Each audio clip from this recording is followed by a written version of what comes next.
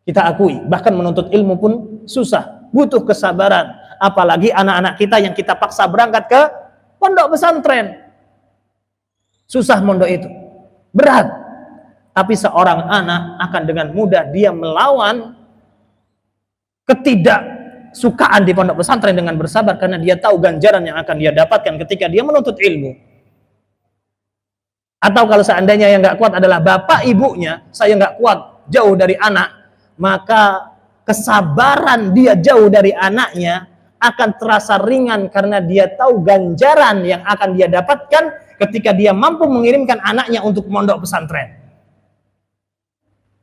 Enggak, anakku mau aku ajarin sendiri aja. Tafadhal kalau bisa. Kalau seandainya ibunda dari Imam Syafi'i saja merasa tidak mampu untuk mengajari Imam Syafi'i sendiri, ketika Imam Syafi'i berusia 8 tahun, sehingga memaksanya dia harus keluar kota Gaza ketika dia masih kecil, maka orang tua yang mana hari ini merasa sombong mampu mendidik anaknya sendirian, lebih alim dari ibunya Imam Syafi'i, lebih pinter dari ibunya Imam Syafi'i. Kalau anak Anda pengen menjadi ulama yang memiliki ilmu jauh lebih besar, usir dia dari rumah, karena dia tidak akan mendapatkan ilmu di rumah. Dia hanya akan semakin dewasa, semakin mengkoreksi aib-aib orang tuanya. Bahkan ketika anak tadi pulang dari pondok pesantrennya, tidak sedikit akhirnya anak hanya mencari aib orang tuanya.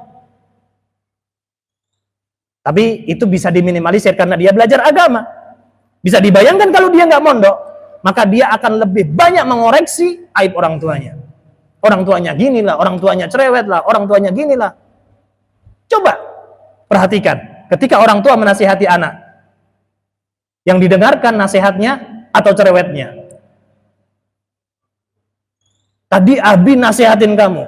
Coba ditanya anaknya, ngapain Abi? Abi nasihatin atau marahin? Dia ceritanya. Tadi Abi marahin anak. Pasti itu. Kenapa? Karena yang didengarkan anak bukan nasihat, tapi emosinya orang tua. Dan itu kalau anak semakin dewasa, dia akan semakin mengkoreksi orang tuanya. Dan itu akan menjadi bom, waktu bom ya. Akan meledak sewaktu-waktu.